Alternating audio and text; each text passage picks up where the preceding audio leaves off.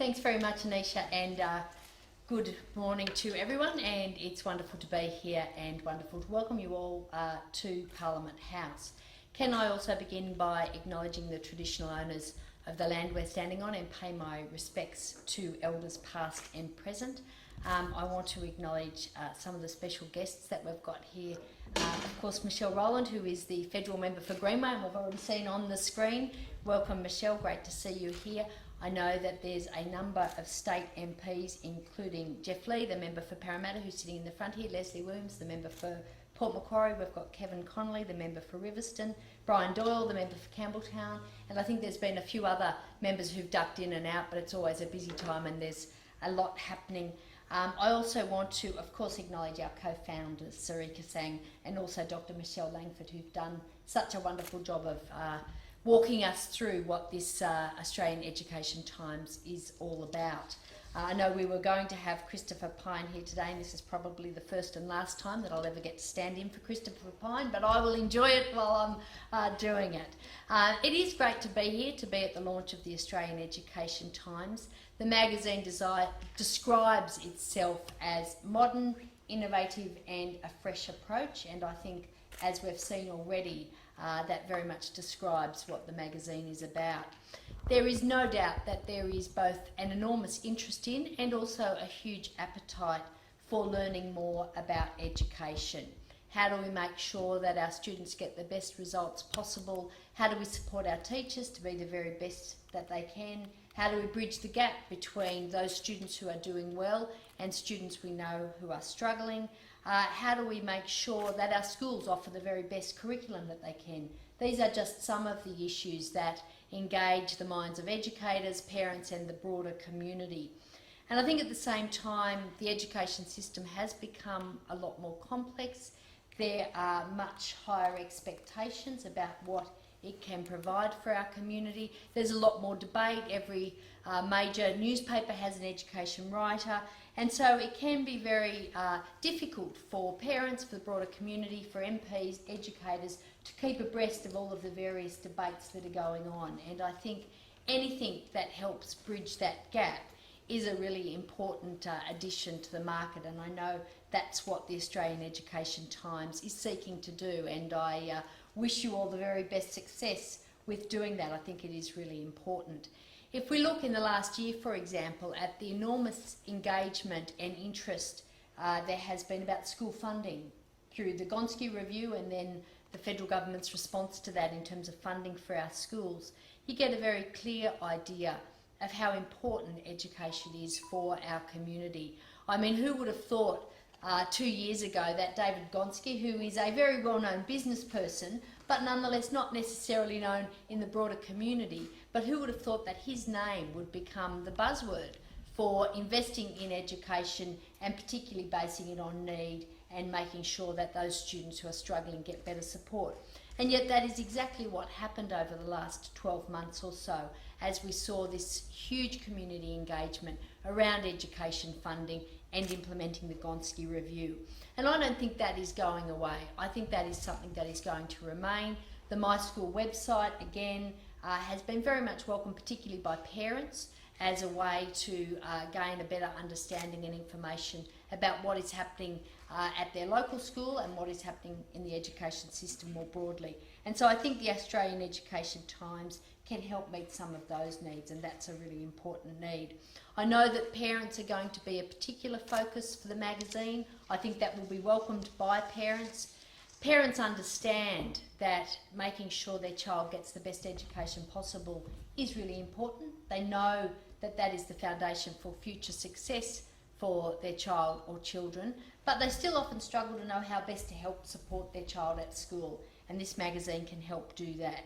The world of education can sometimes be very inaccessible for people who are not educators, and so I think this magazine will help break down some of those barriers. I'm really pleased to see that it's also going to provide an opportunity for young writers. That's really important. And the information like the calendar of events and the parents' traps and apps and the careers education or the careers information for students, again, will be very, very valuable. So I want to wish you all the very best success. The importance of education can never be underestimated. We do have, I think, a very good education system in Australia. We're very fortunate. It has its challenges, and I think we understand very clearly what they are. But there's no doubt the pathway to future success for individuals, and of course the means to a more productive, more cohesive and happier society is through having a good education system. We shouldn't take it for granted. A better informed community is one of the ways that we can help maintain and strengthen our education system, and I think your magazine will help play a role in ensuring that our community is better educated and does understand our education system that bit more. So well done, congratulations, and I wish you every success for the future. Thanks for inviting me along here today. Congratulate the team to put together the magazine as well. I think what a wonderful edition it is. Friends, guests, it is nice to be here. Can I say, as a past teacher, I know the importance of education. Having worked at the University of Western Sydney for close to a decade, I understand the importance of continual education, being able to provide opportunities for people. Over 50% of students at the University of Western Sydney are first generation to graduate university, and that makes a huge difference. All the research shows that you only need one person in a family to get a degree, and it changes the whole perceptions of family life, of that whole social infrastructure, their whole family group, to give them an aspirational view that I can go to university. And I say that you experience it firsthand. You go to many graduations as an academic, and you sit on stage and you watch the people walk across, and you can see that first family member coming, receiving their degree from the Chancellor, and now you can see the family up in the back rows and things just being elated by that ability to achieve that degree. I believe in that it changes society and the importance of lifelong learning, but these days there are so many different choices for parents. So how do parents actually know which schools to send them, which primary schools, how does the system work? There's been many changing, and to many people, as Carmel pointed out, that it could be quite confusing if you're not involved. If you're not an educator, there are so many choices. I always used to worry when I'd be at the open day and you stand on the business table where it was my faculty, and people would say, I'd like to do marketing. The students go, I want to do marketing. And then the next question would be out of their mouths, what is marketing?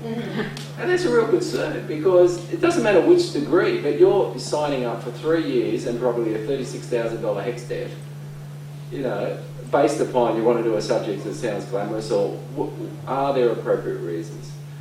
Can I say, even in our school system, our primary and secondary school systems, there's been lots of changes. Local schools, local decisions, I saw that up there, that's really wonderful. I've been talking to principals and who are embracing that system, and there are some hesitations, of course, but these are big changes in the system. The ability of principals to hire their own staff, control 80% of their budget, the impact of a national curriculum and standardised testing, the different ways we're going to fund schools in New South Wales through our RAMS model, and of course the Gonski reforms that I personally support as well. Can I say, I think the Australian Education Times is a great way to shine the light into the darkness, and I think it's the information to address that information gap. Finally, I'd just like to say the principles of education I'd like to, and as I always support, is that parents should be able to should be free to send their child to the school of their choice. If it's a public school like James Roos or Parramatta High, it could be a non-government school, it could be the great Catholic school system, it could be an independent school, or it could be a private school, but we should not deny the parents the ability to make those choices. We should have equal funding of students, as Gonski suggests, with some additions for people who come from disadvantaged backgrounds or need special help. It only makes sense to fund students equally. And finally, and I noticed Alan Manley and Jenny McCarthy just left at the back, one of the largest private sector tertiary educator providers in Australia. Can I say that the importance of international students cannot be underestimated? That, when I first started uni in 2004, 2005 at UWS, the export market in tertiary and in higher ed was around 16 billion. It is now at 11 billion, or around those sort of figures. We have decimated our international student market, and I can't understand why. And I know why, but I'm not going to say it here in this forum. Anyway, finally, on that happy, joyous note, congratulations, Robin. Congratulations, Guy, and your team on the release of the cover today. And I wish you all the best and to fulfil that information gap. And I wish you all the success into the future. Thank you. I'm delighted to be able to say a few closing words here and just congratulate Sarika, Michelle, for your excellent presentation here. I think you've managed to encapsulate in a very small amount of time exactly what this project is about. And you know, I know parliamentary sitting weeks, even at a federal level, as I'm sure they are here, are very busy. And the fact that so many members of parliament have taken time out here demonstrates not only a great interest in education, but also in this venture. And I want to particularly congratulate Sarika and her team. It seems like a lifetime ago we were sitting down in my office and you talked through your vision for this project. And I'm so happy for you that your entrepreneurial spirit, not only of yourself but of your family and, as I said, your team, has come through to the point where you're actually launching this magazine here today. So congratulations. I also think it's a great credit to the people who've been involved in this, who've sought to do something very different. And can I say, and I'm sure Carmel and Jeff and others will know, the most difficult interviews are the ones with children because they have this naive exuberance to which it's impossible to give anything but an honest answer, which of course is what you should be giving all of the time, but you actually, you let down your guard. You let down your guard, yeah. You let down your guard and you really decide to open up and actually say interesting things. So I think by having these students actually doing some of the interviewing, you're going to get a different perspective on reporting, and I think that's going to make for a much more interesting section in your magazine. Which brings me to the last point, that this is actually a magazine that I think I would really like to read and a website that I would really like to peruse. And again, I'm sure Karma will attest, members of Parliament, we're very busy, but this is, I think, something that, you know, we get a lot of mail, but I think it's something that we'll all open up. So I'd like to issue a challenge also to people here. Jeff, you might want to take up this challenge on behalf of your colleagues, that when this arrives in the mail trays of members of State Parliament, which I think it will as one of the target audiences, that you promote this amongst your colleagues, that you encourage them to read it and also take something away from it. I know that even things about tips for beating examinations, I think they're lessons, as Michelle and I were discussing earlier, they're lessons in resilience. It doesn't matter what you're doing, lessons in hard work and resilience, I think, are applicable through all our lives and all our careers.